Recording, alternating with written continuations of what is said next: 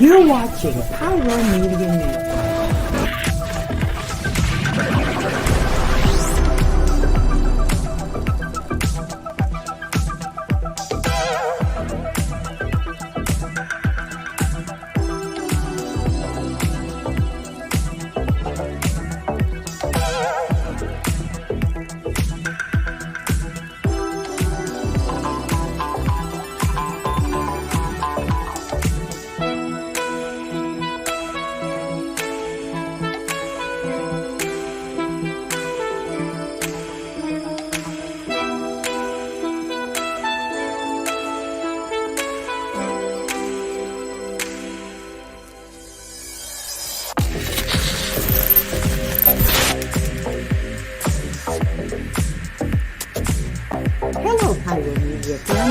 Thank you for tuning in.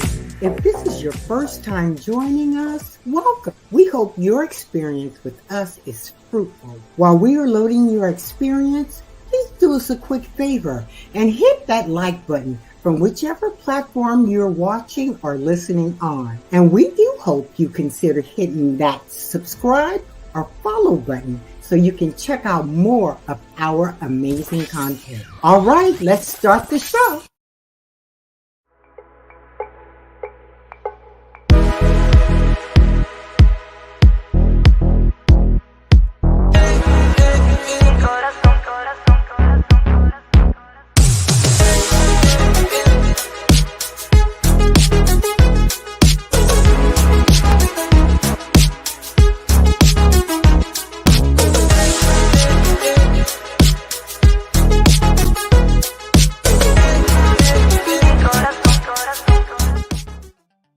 What is going on, Mavericks? We are back with another episode of the Unusual Mavericks. I'm your host, Kwame, joined by the handsome, the bearded one, just Dominic. What is going on, King? Hey, Kwame, how you doing today? And how's everybody doing? How is everybody doing? How is everybody la-di-da-di? What is going on, Keith? Thank you. I know. Oh, I know. He is talking. He said, oh my God, Expert 97, episode 5. Insane. So, right. If we have time, we'll probably do a quick cover and reaction. Yeah, we'll touch on it. But we're going to deep dive into everything on the Unusual Mavericks, the podcast, which is coming out very soon. So I'm looking forward to that. We've been navigating that really, really well. So I'm looking forward to launching that. So stay tuned for that, y'all. But in the meantime, while you guys recording tomorrow. We are recording tomorrow, yes. And I forgot what yes, we are recording tomorrow, yes. But yes, while you guys are waiting, make sure you guys hit that like button, share, and subscribe, and let everybody know that we are here and ready to do the dang on thing. So thank you guys for coming on in. Let the blerds, everybody know, the black nerds, the nerds, regular nerds, everybody la-da-da-da, bring them on into the house. We have a lot to cover today, so we're not going to delay any longer. We are going to actually do a take 2 to who is Virgil Hawkins, aka Static Shock. We tried to do it last week and we had a whole bunch of problems with this tornado that tried to hit me over here where I live. What is going on, Dr. Ho? He said, sorry I'm late. I'm trying to multitask with this retool your school ward server. No problem at all. You're all good. Thank you so much for tuning on in. Thank you guys for coming on in. All right, y'all. Let's go ahead and get into the show. We have a lot to talk about, but first, it's time for that time of the day, the Maverick Alert.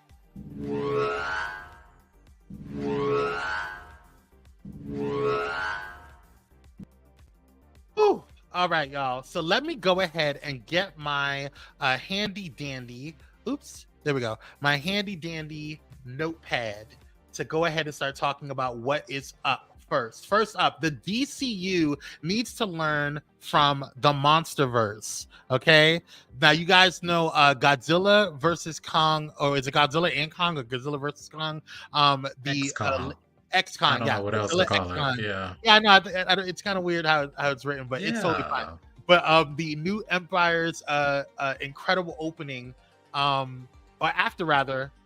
Sorry. According to CVR, the DC universe has something to learn about the Monsterverse. After Godzilla X-Con, the new Empire's incredible opening weekend, the decline of Legendary's Monsterverse has officially been stopped in its tracks. The new empire has brought the franchise back to its Godzilla 2014 heights and easily stood up to the stiff competition provided by Kung Fu Panda 4 and Dune. Dune Part 2, rather.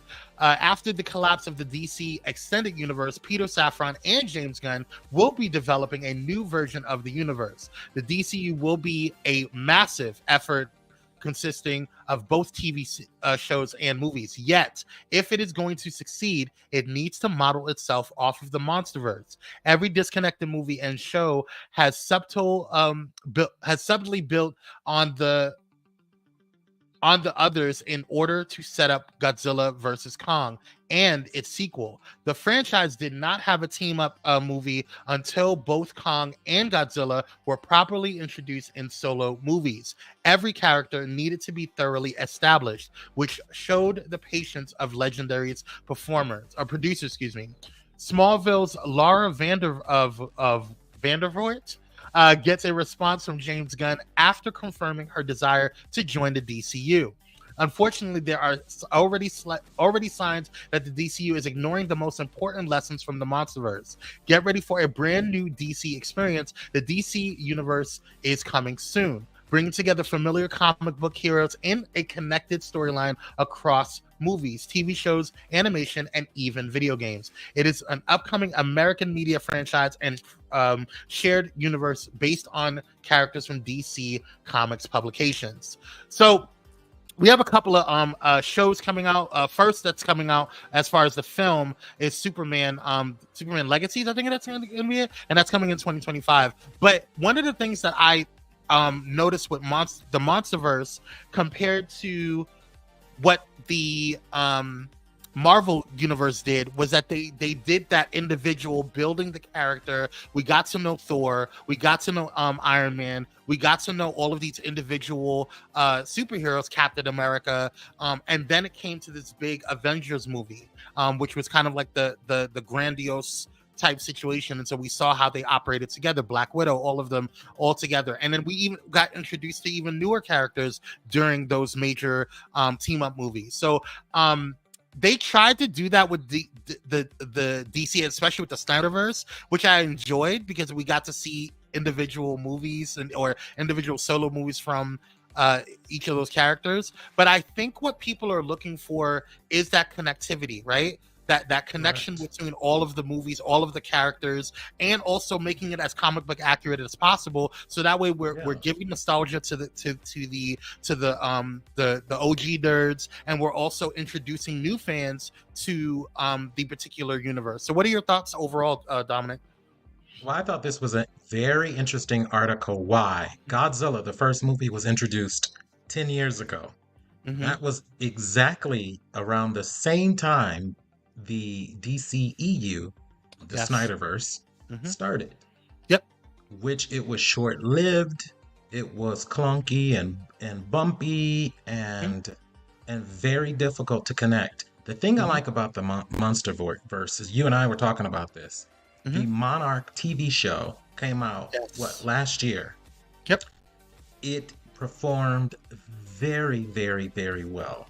It connected the Kong and Godzilla movies. It did further connections, connecting the people, everybody in Monarch, and really gave a lot of extra story. Did super well. I thought it was going to be overkill, being that this movie, Godzilla x Kong, was coming out just a few months later. But guess what?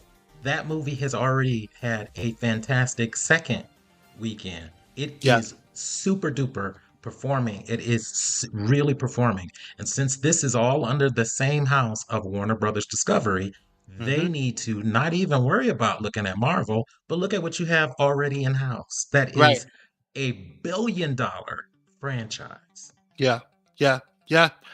So it's going to be interesting to see what they do and how they roll things out. Going back to Smallville thing, did you get the shade in the Smallville thing? A lot of people still love Smallville. They are still a huge audience.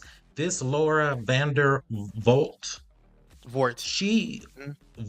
she was a part of creating the whole Smallville campus. For her to express interest and fans know, and for James Gunn and Peter not to bring her in, is excluding all of those TV and CW fans that did very well. They brought the franchise 10 seasons. Yeah, I mean, if it wasn't for the Smallville verse, we wouldn't have there the would CW be no verse. Arrowverse. There would be no Arrowverse. Yeah. So you know, I don't know. Like I don't know what reach James, back people, you know. And I get it. Like I understand. Like for example, like with James Gunn and even what's his name, Peter Safron, they want to have their own space, right? Because everybody is still banking on and trying to compare them to the Snyderverse, right? That's a big deal. Like the Snyderverse launched the DC studios coming back, you know, and so I get it. I understand, you know, wanting to have your own space, but you got to play it smart, because one of the main things that Marvel made a misstep on was that they started getting away from their original model, which was like, let's just kind of throw whatever goes out, because we're already established, we're the big, you know, kahunas in the space. Let's go ahead and throw whatever we can at the wall and see what sticks. And that's not always a smart idea, you know. So no. We'll see how and it you goes. And I brought this up. Remember when we talked about Grant Gustin and Candace Patton? They have a huge built-in audience for how long were they on? 8, 9 seasons the show was on? Smallville was on 10 seasons. Those people haven't gone anywhere. No. So, and James Gunn has already said that he is deeply inspired by Smallville. So, James Gunn, please look into this camera. Listen to what I'm saying. If you have a built-in audience, just bring over those people into new roles. That is the easiest thing. It is logical. Yeah. It's very logical, but you know, who knows? We'll see how it goes. But speaking of James Gunn's DCU, James Gunn's DCU has started to take shape. Obscure DC characters we want to see on the big screen. So these are comparing it to the Marvel situation. We saw characters like Moon Knight and what was this most recent one that was actually pretty decent, but kind of completely out of the realm. The young lady with the what was the one that it just aired, 6 episodes, female, Native American, Disney Plus. Yep.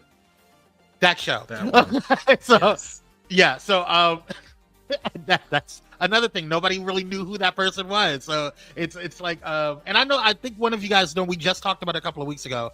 But anywho, we digress. But like this is kind of going into DC, the DCU, and seeing what type of characters we want to see on the big screen. And so James Gunn's DCU, before I even show that, James Gunn's DCU has started to take shape. Casting for the universe started with Gunn's Superman legacy.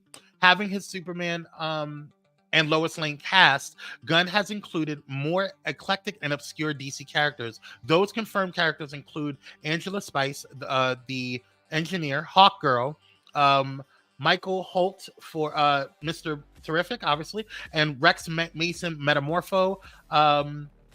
DC Comics lore has more than just those few lesser-known heroes. The potential for obscure characters that could enter the DCU remains quite vast. And with the vastness of lore, the 20 obscure DC characters listed below deserve a chance at the spotlight. Like the Authority, Grifter, which we're showing right now, Grifter Cole Cash from DC. Like the Authority, Grifter Cole Cash is one of DC's darker comic heroes. His origins should come from the new 52 era of comics to make him effective in the DCU. Grifter served as a special ops member and eventual U.S. Army deserter. After his desertion, Grifter became a con artist until one of his cons went bad. When captured by the villainous Daemonitis, there we go. He gained telepathic abilities. With his telepathic abilities, Grifter becomes an ally to heroes like Superman. He could once again become a friend within Superman legacies. That would be really interesting to see that. And I didn't know he had those type of powers. Okay. Yeah, he's a lot like the Punisher. which is super duper cool. But with the pun, thank you, Keats. Echo. That's who I was trying to think. I couldn't remember her Echo. name. I couldn't remember. It's just like, yep, that one. Yeah, that one. Thanks, Keats. Appreciate you. But does the Punisher have telepathic abilities? No, that's why this would be super cool to see a Punisher with telepathic abilities in the Yeah. DC realm. The Punisher is a super popular character on the Marvel side. So, Yeah. and then they can also be more diverse. Diversity can reign with all of these lesser known characters. Yeah. All right. Well, we'll see what goes on. The next one is the Viking Commando or Valoric. Valoric or Viking Commando could play an interesting DCU role. As a son of Odin, Valoric becomes lost in time, ending up in World War II. He served as one of the most physically effective and dangerous men of the war. Apart from his appearance in the Weird War Tales corner of DC Comics, Valoric could appear in one upcoming DCU property. So that'll be interesting. I'm not familiar with him, so I guess he's the son of Odin. He is a whole lot like Thor, but without the hammer. Yeah, without all of that. I mean, he is special. He does have super strength and all of that kind of thing. But yeah, so he would connect very well with Wonder Woman, in my opinion, because he's from that whole Greek mythology. Yeah. Well, I think Odin is a part of the Norse mythology. If I'm not mistaken. Oh yeah, I forgot. You're right. Yeah, but that's cool. But still, we'll see how it goes. Yeah. I mean, the DC might get their Thor. Next up, we have Deadman or Boston Brand. Deadman Boston Brand becomes a superhero. Oh wait. Oh, you forgot 3. I forgot. Detective Chimp. Sorry. This is Detective Chimp. Detective Chimp serves as a street detective in DC Comics, originating from the 1950s. He succeeded as a detective until 1953, when Rex the Wonder Dog took him to the Fountain of Youth, giving him the ability to speak. Eventually, the character began to solve crimes until the death of his owner. I have no idea who he is. Yeah, these are very obscure characters. I've heard of the Detective Chimp. They've shown him in the Batman series a couple of times, animated series. Okay. All right. Here we go. Just like the next guy. Right. Now, this one I'm very familiar with. I love Deadman. I think he's a very interesting character. But Deadman Boston Brand becomes a superhero after his death by an assassin. Deadman's powers allow him to haunt the mortal world by possessing bodies. Throughout his history in DC, he joined many different superhero teams, often comprised of obscure DC characters. He could connect to the DCEU in the new Green Lantern series, Lanterns. That would be super dope because I really love his character. I prefer to see him the way they've used him in the animated Constantine universe. With Constantine, with Zatanna, if you want to do a dark Justice League, he is the guy. Yeah, absolutely. All right, next up, Equinox. And I haven't heard of him. This is very interesting. But Equinox God, he is in the animated Batman series. He is amazing. Which one? Oh, Bold and the Batman, the Bold, Brave, yeah, Brave with the Bold. Equinox serves to link the evil lords of chaos and order. In DC Comics, Equinox fought characters like Batman and Dr. Fate. His powers of magic made him a threat to every existing set of heroes in the DC world. The character looks to restore the balance his overlords, chaos and order hope to achieve. Interesting. So what's that little guy? Etrigan, the demon, and the boy, the evil little man, boy, child. I think they call him child. Yeah. Mm-hmm. He would work well with that whole group of people. Okay. We also have the McNighter, which I found Midnighter. Excuse me, I said McNighter. Midnighter, which I found really interesting. We'll get to him in a second, but or what I found out interesting, we'll get to in a second. But Midnighter plays the role of a violent character in violent enforcer in the Authority. With the Authority member, the engineer confirmed in Superhero Legacy, Midnighter could appear too. The character's brutal actions could become a wake-up call to Clark Kent. His role in the team could show Clark that the world needs true heroes through the character's more violent, anti-hero-like nature. Now, I found this very interesting because he connects with the next person that's coming up, Apollo. Mm-hmm.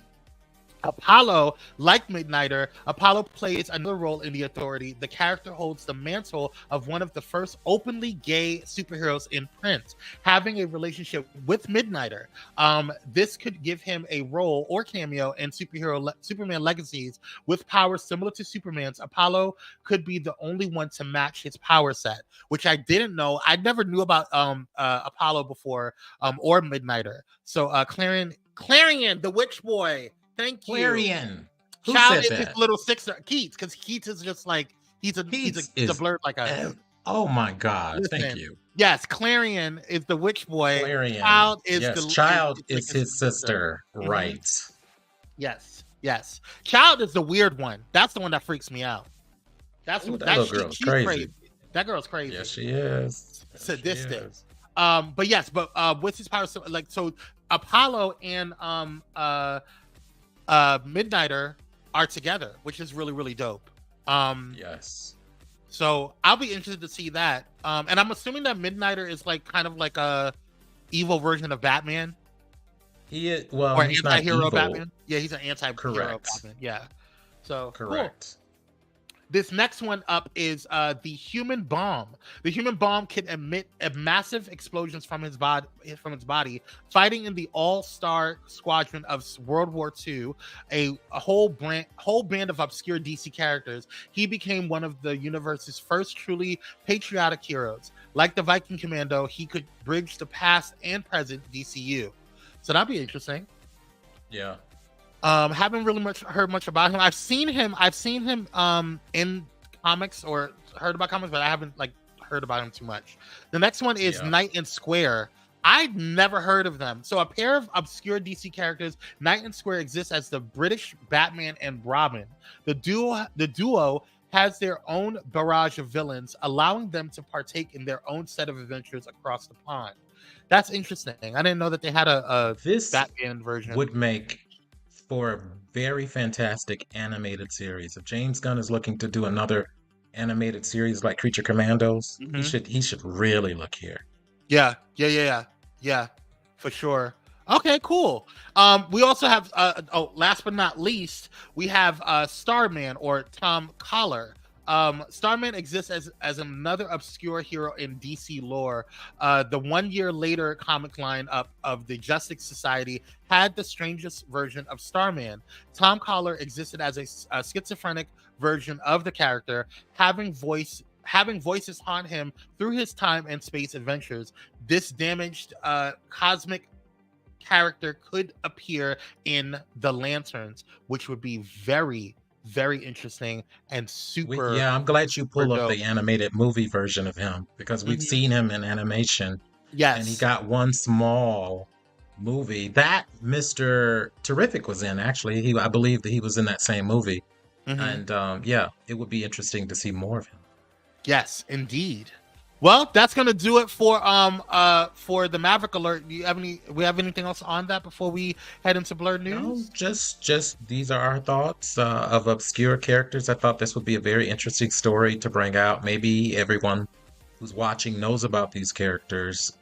I knew only a handful of these characters, but I really think it would be fascinating to not see the same characters over and over again. Show us somebody new. I think what and just to wrap it up, because we're all running out of time, but just I think what would have been cool with Marvel is if we would have had, like, we have our core Avengers, we have our core team, but add in and connect them into the universe. And that's one of the really cool things that I liked about phase 1, and even with phase 2, we had like stuff like the shows like what was it, the Shield, that brought in other characters, but it was still connecting to the overall universe. Then they took it out of the universe. That which was was their like, terrible mistake. They did that at the end, and that was like the signal to all of the Marvel fans that were like, "What are we going? What direction are we going in now?" Right. And what have we been doing for season after season after season? Right. So they did like, did they not connect? They literally bridged all of the movies. When there was a movie happening, they had a show that said, "Oh yeah, this happened in New York. Remember the incident that happened in New York, or remember Agent when Carter, all of that." Yes. But whatever. That's why I was like, Marvel, what y'all doing? It's weird. Yes. Let's get into Blerd news. Yes. Good stuff. Good this stuff. Is my favorite segment. Yes. So, Blerd news, you guys. We have a lot to talk about. First up, we're probably going to review it on the podcast. I'm almost positive we are.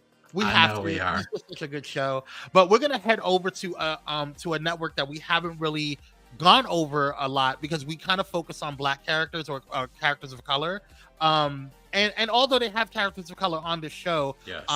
I really enjoyed watching the show. Me and Dominic binge watched this show.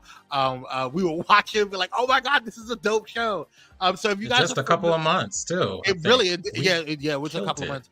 If you guys have ever watched Vampire Diaries, the originals, Legacies, any of that universe, you will enjoy Shadowhunters. Now, is their competitor. I have seen Shadowhunters, or the Mortal Instruments, which is the movie Shadowhunters. Yeah. No. It's not even close. It's not even close. Like, if you've seen that movie, which I have, I was like, I don't know about this. This was a phenomenal show. It had representation. It had storyline. It had hot people. It was a good dang on show. So, but multiple Shadowhunter stars are reuniting for a new project. Former Shadowhunter stars Dominic Sherwood, Catherine McNamara, and Matthew Daddario appear to be teaming up for a new movie titled Fireworks. According to Screen Rant, a number of former Shadowhunter stars are reuniting for a new project based on Cassandra Clare's young adult book series, The Mortal Instruments. The Supernatural TV show shows Clary Frey, a young woman who gets dragged into the supernatural world by mystical creatures.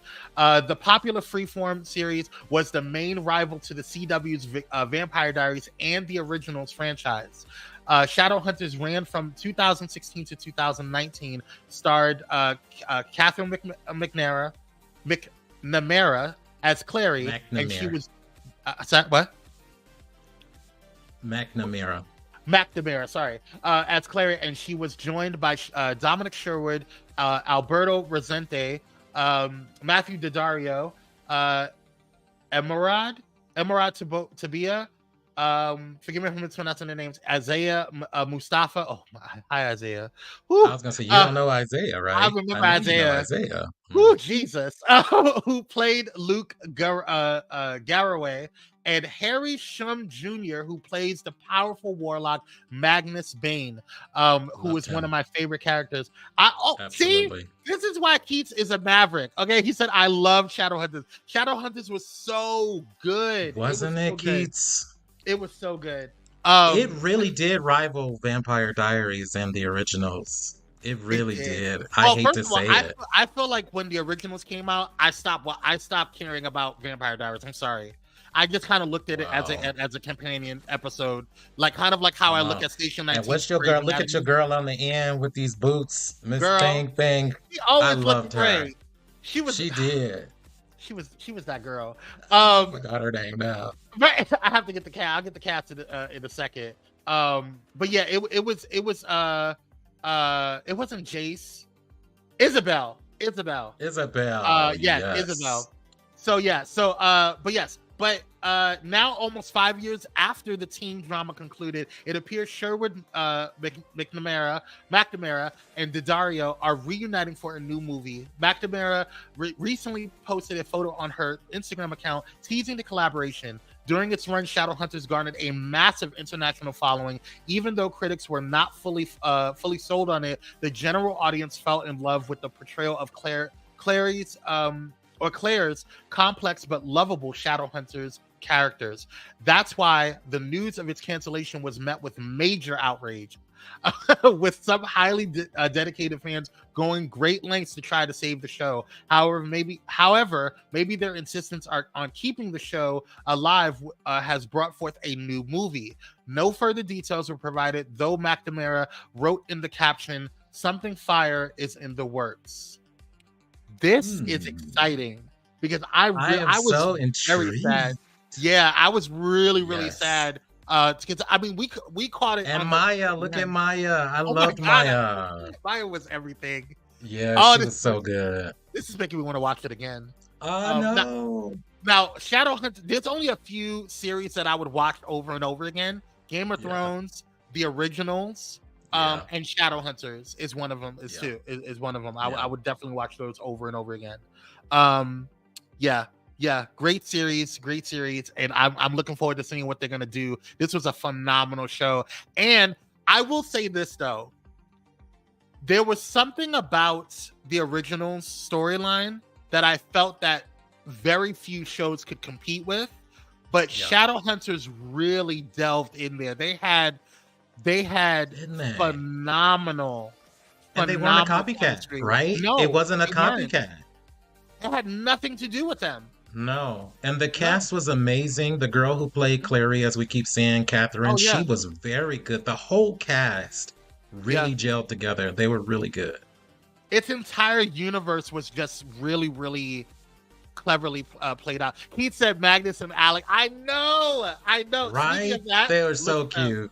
They were a phenomenal couple, and I really loved how it wasn't just the typical gay couples that you see, the stereotypes of gay couples. And then Alec's mother and his father and little brother, that whole thing added such a cool dynamic to their relationship. I loved it. Yeah. So I hope he comes back too. I hope so. Magnus or Harry. Harry. I hope they all come back. I hope they all come back because this is a great cast. Their chemistry was. It was great casting. Great casting. I even wish Raphael would come back, even though they switched him to human. But I wish he would come back. Hey, Raphael. Anywho, let's move on. So that was over there on Freeform. We're gonna head over to Marvel Studios real quick to talk about Ryan Coogler's untitled vampire thriller, which he is adding 2 more to the cast. We ain't at Marvel. We're not at Marvel. What is this? This is not Marvel? No, even though he's known for Marvel, remember this is something outside of Marvel. This is Warner Brothers, isn't it?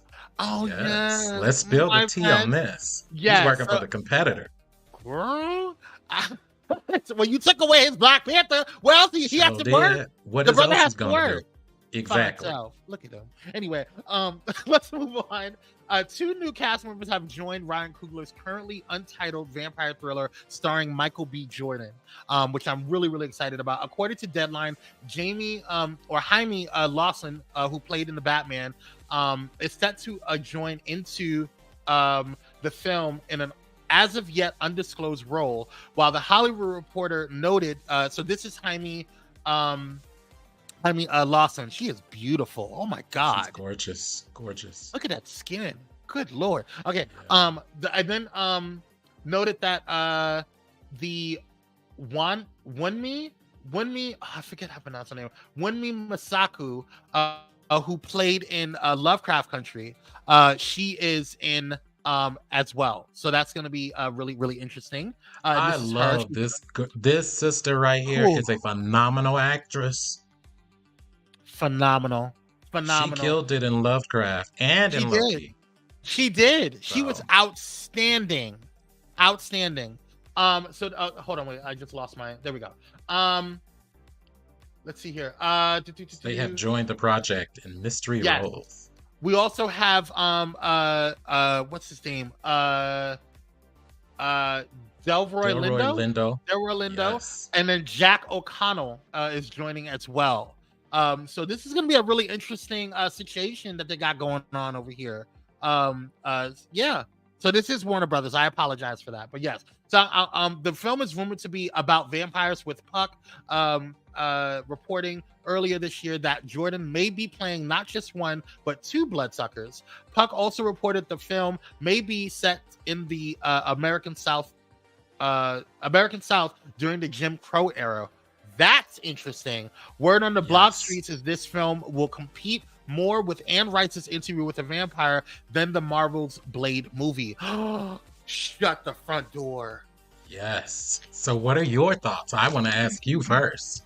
Okay, so this first story of all, just broke. Yeah, so when we should have had this in the Maverick Alert, but when Masaku, who played in Lovecraft Country and also Loki, super dope queen. I love how her character. I love how I fell in love with her in Lovecraft Country. Lovecraft Country is still one of my favorite shows ever. That's where what's his name?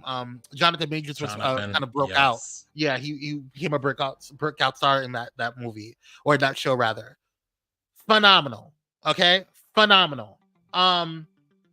If this is gonna be like set, first of all, Jim Crow era, American South, competing black with vampires apparently. Black vampires competing with Anne Rice's Interview with a Vampire. My God, on today, I am here for it. And we got Ryan Coogler. He tells great stories. He knows how to direct great stories. I'm here for it. What is going on, Cupcake? Thanks for coming through, Queen. Shout out to one of our mods, our gladiators. Yes, so I'm looking forward to seeing that. I definitely want to see how that's gonna roll and how that's gonna play out. So not to rush. We do have to rush through because we are way behind schedule. So I want to do this last story. We're still at Warner Brothers.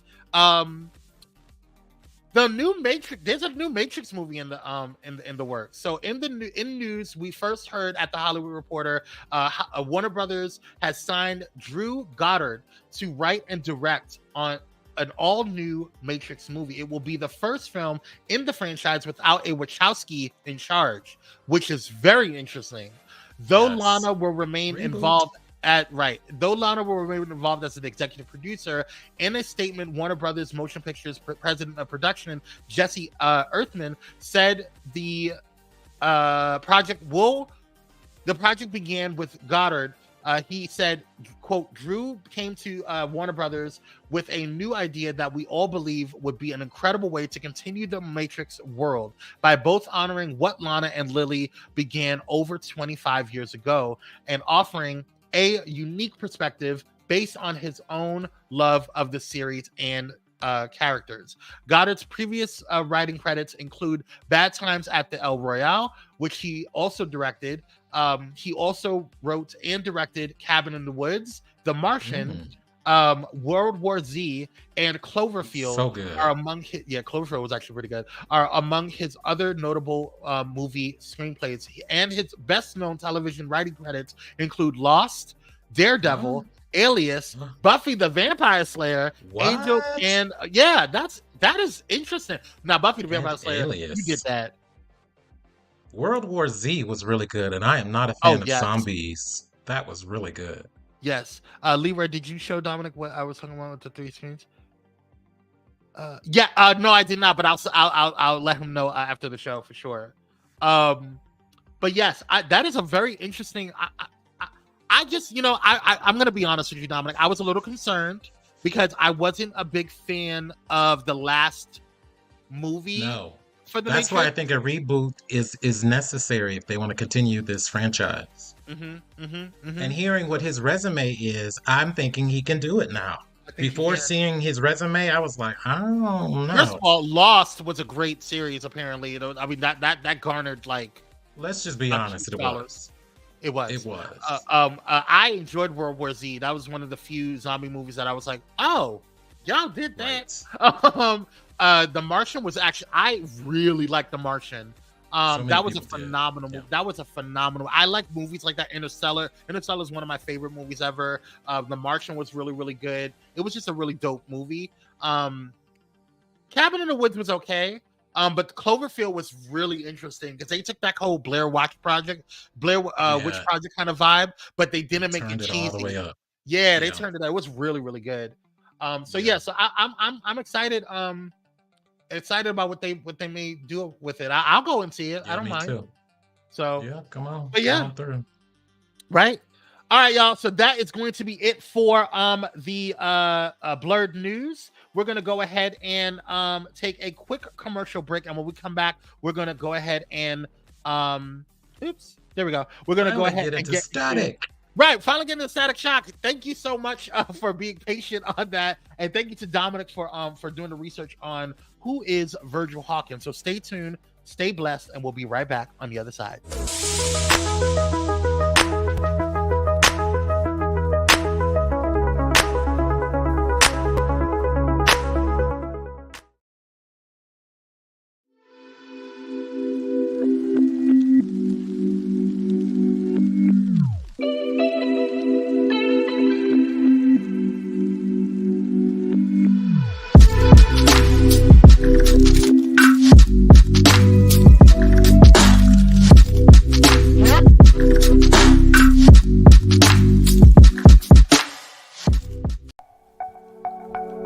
Are you ready for enlightening conversations that transcend boundaries? Get ready for Conversations with Clergy, brought to you by the HIV Vaccine Trials Network. In partnership with the world's largest publicly funded international collaboration, the HVTN is dedicated to evaluating vaccines to prevent HIV and COVID-19. But their impact doesn't stop there.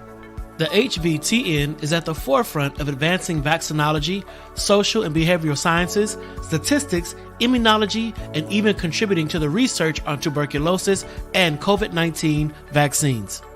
By supporting Conversations with Clergy, the HVTN not only brings you thought-provoking discussions, but also contributes to the global effort to combat infectious diseases. Tune in, stay informed, and be a part of the change. Conversations with Clergy, supported by the HVTN, empowering conversations, empowering lives. Join us in this journey of knowledge, understanding, and progress. Conversations with Clergy, proudly brought to you by the HIV Vaccine Trials Network, because together we can make a difference.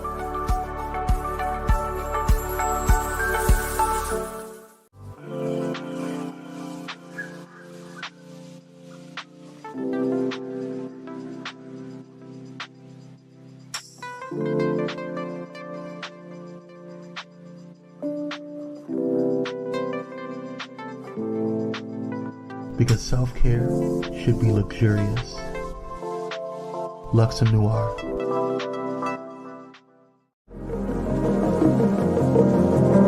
Hey pilots, did you know that you can now catch the electrifying sounds of Bullet and Flight Radio anywhere you go?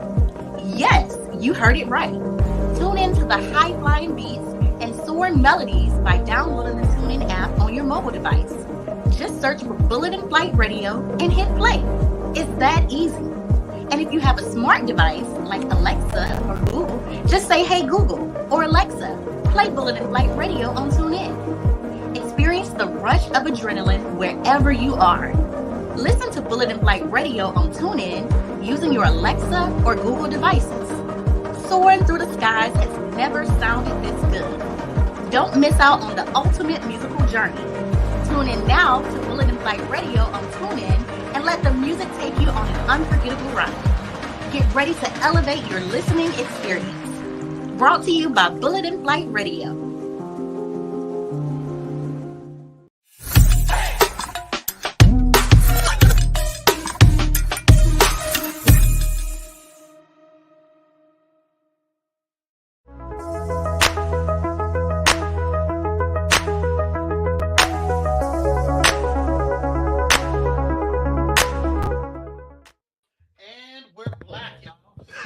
Black by popular demand. All right, y'all. We got a lot to talk about today. Let me go ahead and get into some things. Now, you guys, we have talked about a lot of different things. We've talked about, we started out with this Black influencers series. We talked about all types of influencers that had engaged into helping bring out representation and affect change for us within the nerd world. And we started now with the Black superhero series. We talked about Calvin Ellis. We talked about Aurora Monroe, aka Storm, the baddest ish on the block. Okay, and we also talked about the Green Lantern, the one and only, my favorite of John Stewart. But today we're going to be talking about another one, another individual who has been a favorite of not only myself but also Dominic. I think this is not one of Dominic's favorite superheroes, if I'm not mistaken. Oh, he's not. He's not, but he's one of. Am I mistaken? I like him a lot. Yeah. Okay. All right. Well, the question is today, who is Virgil Hawkins? Virgil Hawkins, you guys. Let's get into it. Dominic, take it away. So, Virgil Hawkins filled a much needed void as a lead in the kids' WB Static Shock series. As we know, his comic book came out in the early 90s, where Virgil really represented a regular teenager that got powers through extraordinary circumstances. As a Black superhero living in Dakota City, he has to balance school, family, friends, and social pressures. So let's get into some of the highlights of his powers. The character first appeared in a 3-page preview in Icon issue number 1 in May 1993, with his first full appearance in Static issue number 1 month later, June 1993, written by the legendary late Dwayne McDuffie and Robert L. Washington III. So Virgil Hawkins is Static, as we know, a teenager superhero in Dakota City with electromagnetic powers, which he gained during the Big Bang.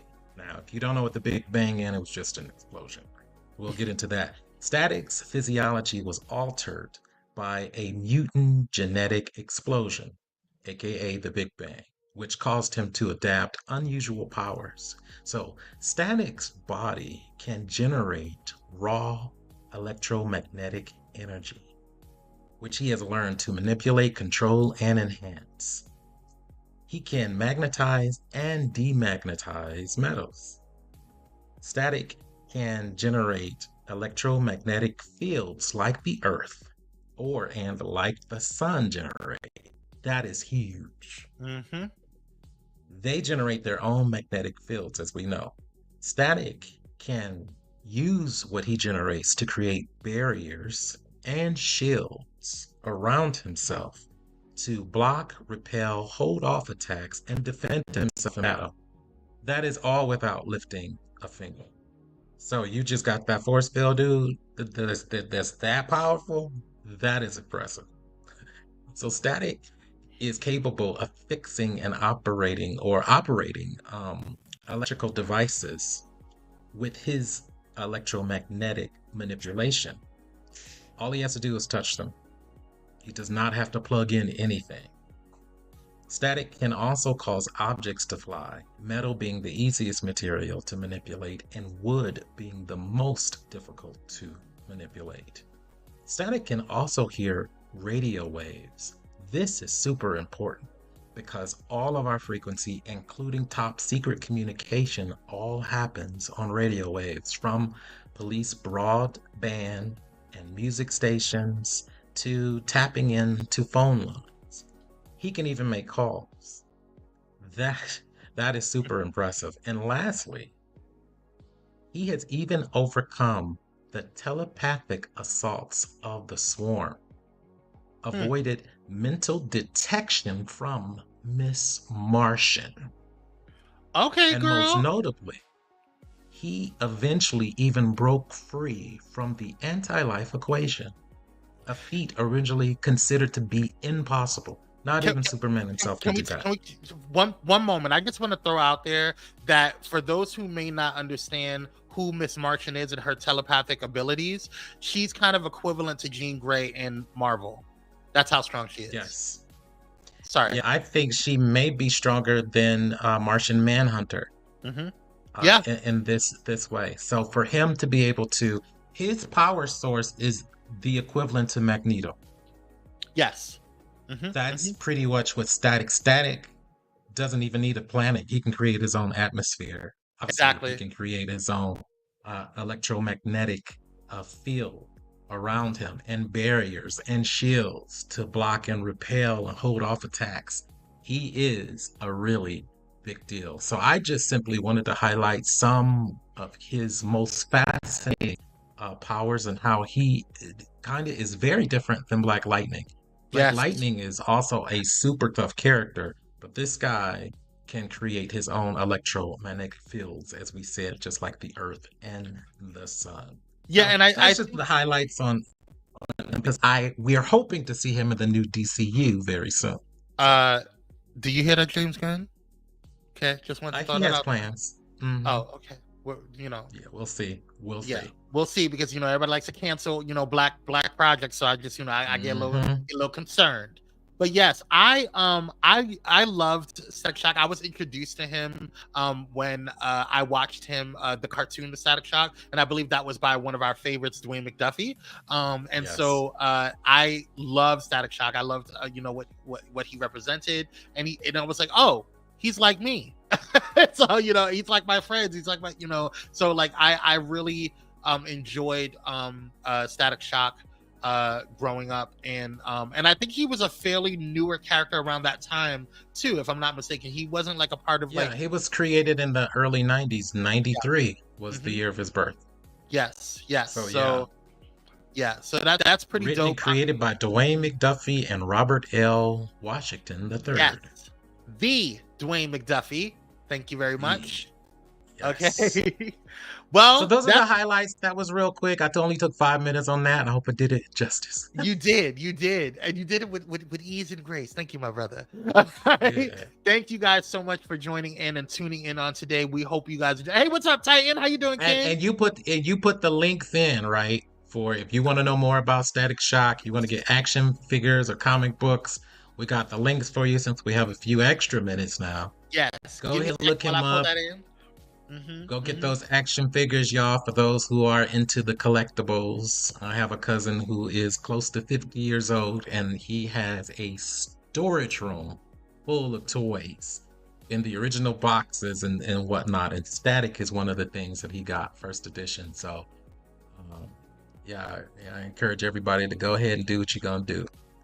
Yes, Collect. So I just collect them. So I just dropped in I'm dropping in 2 links. One is going to tell you kind of like a Wikipedia overview.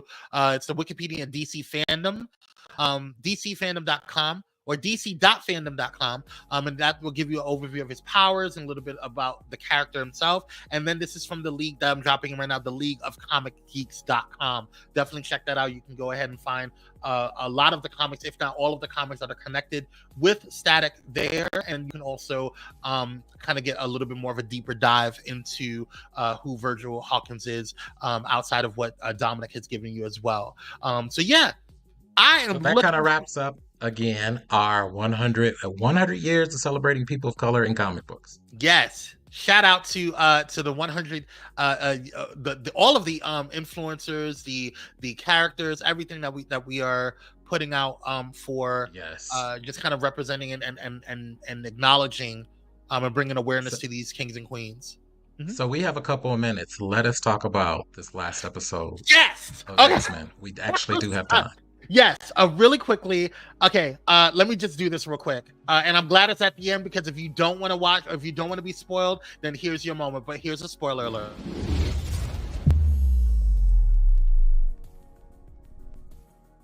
Okay, let me put it up right now. Spoiler alert, X-Men 97. If you have not watched the latest episode of X-Men 97, episode 5, leave now. Go.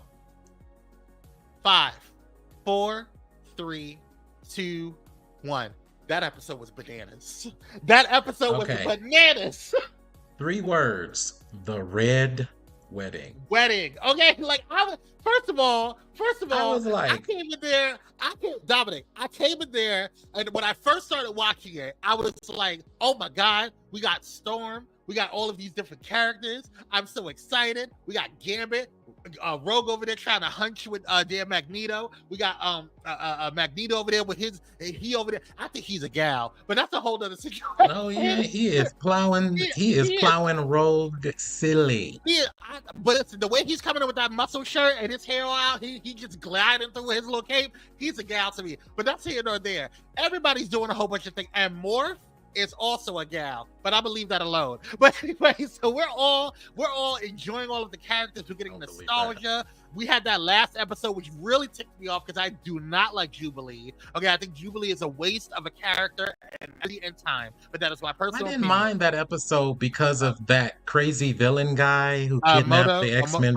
Yes, I really like him because he's just so insane. I'm sorry. He had to go. He's ridiculous. Jubilee has to go. I can't deal with her. But that's fine. There's some Jubilee fans out there woo woo. And I was like, okay, we're gonna get another Kilo episode. We're gonna find out what's going on with Storm. You know, we're gonna see what's going on with her powers. You know, whatever. Because you know, Storm and Forge are over there in the corner, and they trying to hunch. You know what I'm saying? They're doing their little thing, and that's fine and dandy. But then we have this freaking episode. Everybody dying. What is going on? Nightcrawler, Gambit, who didn't die? Maybe two people? I don't know. First of all, this episode was not made for kids. I'm telling you right now, I don't care what people say, this was not made for kids. I would have never seen an episode like this back in the 90s. I would have never seen an episode. No. First and foremost, it was one of the best episodes that I have ever seen on Disney Plus. And the fact that it was on Disney Plus, I was just like, I clutched my pearls. I just sat there in my bed just looking at it. I was just like, I'm hoping that somebody's going to time travel, go back in time and fix all of this where this never actually happened. That's what I'm hoping that they do. Try to figure out. Well, because he said, I thought Nightcrawler got away. I think he was barely alive, but everybody was that's what I'm saying, Walt, is I don't know who lived and who died because they were so messed up by the coughing up blood and all on the ground. Everybody ripped up, bleeding stuff. Everybody. Like, it was a lot. It was a stressful like, did Magneto survive? Did he even survive? Jesus. And then I was like, that's what I'm saying. He just inherited the mansion. Does he have an executor? Did he have time to work out his will and testament? It was just a lot going on. It was too much. And then you saw a Beast over there with the rest of them looking at it I was just like, this is a lot. Yeah, that was, you almost felt their pain. You almost really felt their pain as they were watching. Because it's like, what can you do? And then here goes Jean and Cyclops arguing and having their situations. And then Cyclops over there having telepathic moments with Madeline. What is going on with you? That was hilarious.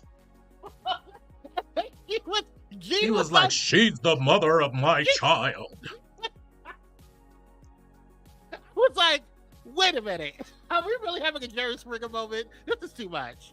Anyway. I was like, Scott, don't do it, Scott. Don't say it. I was like, what? Anywho, that was a really dang on good episode. Y'all stay tuned for the Unusual Mavericks podcast. We're going to make sure that we deep dive into these shows. Walt said that telepathic he is. Woo! I am not messing with you, Walt B. That's all I'm gonna say. I am not.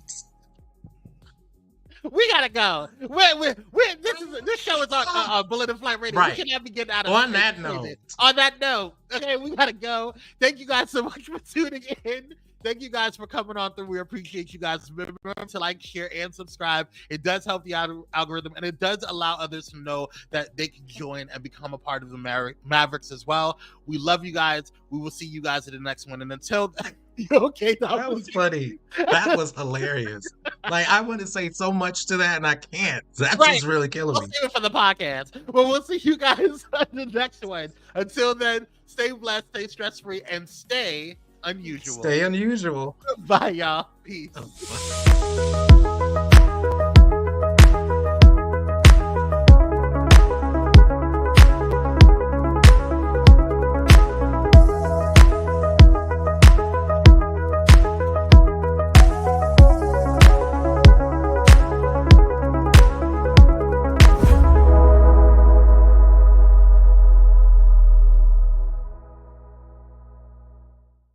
Thank you for watching Pyro Media Network. For more information, please visit pyromedianetwork.com.